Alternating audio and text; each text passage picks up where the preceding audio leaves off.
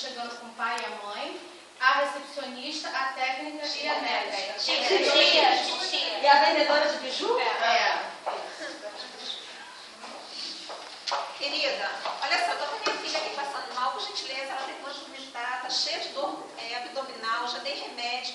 Tem alguém que possa atendê-la, por favor? Vai ter que aguardar. Mas, querida, ela tá passando mal. Olha minha agência como tá cheia, minha senhora. Olha só, então vocês ficam aí que eu vou tentar ver se eu encontro alguém que possa me ajudar aqui, pelo amor de Deus.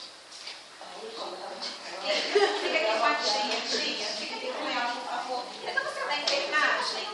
Minha filha tá passando mal.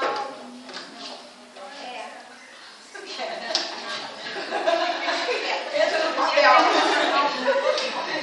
Sara, qual foi a informação? Estou cheio de novidades para você, várias vídeos novas. Qual foi a informação? Alguém que possa providenciar dentro da minha filha, porque seria médica.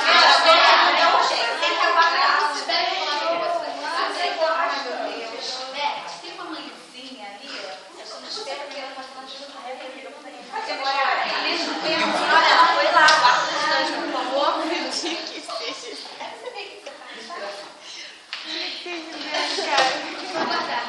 Filha, você tá melhor? Como é que você tá?